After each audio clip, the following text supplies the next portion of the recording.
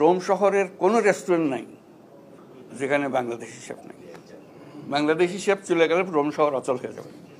আর এখানে যেহেতু বহুজন সম্মান করার জন্য রোম শহরের সবচেয়ে বড় বড় রেস্টুরেন্ট যেগুলো আছে সেখানে খেতে নিয়ে যায়, ডিনার খাওয়া হবে। তো আমিও যাই, তারা ডিনার খাওয়াইতে চাই, খাই। কতক্ষণ পরে দেখি আমার চারদিকে ফিসফাস শুরু হয়ে গেছে। কি ব্যাপার? একজন বাংলাদেশি পাওয়া গেল, সে এসে সালাম দেয়, কেন ফার্স্ট আর একটু কথা বলবো। কি বল? সবাই ভেতরে কিচেনে অপেক্ষা করতেছে, আপনার সঙ্গে একটু দেখা করবে। তো মালিক আসলো, মালিকে বললো যে হ্যাঁ আমাদের এখানে বাংলাদেশি আছে। বলে আমরা খুব কৃতজ্ঞ বাংলাদেশের প্রতি। বলে আসলে রেস্টুরেন্ট তারাই চালায়, আমি শুধু টাকাটা দিই।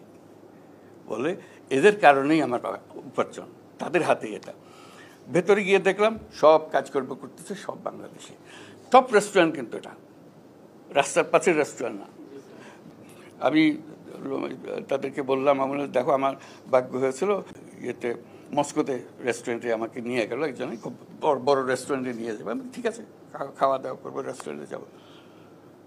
কতক্ষণ পরে দেখি ঠিক বাংলাদেশি একজন হাজির।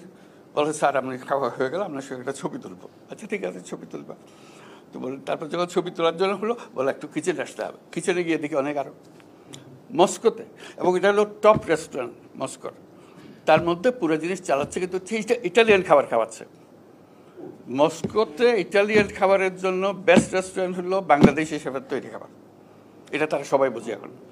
বাংলাদেশি শেফ না হলেও বেস্ট রেস্টুরেন্ট হচ্ছে না, এবং ইটালিয়ান খাবার, এটা বাংলাদেশি খাবারের জন্য আসতেছিল তারা। ইটালিয়ান খাবার এবং এরাই সবচেয়ে ভালো। কাজে এইটুকু সম্মান নিয়ে এসছে।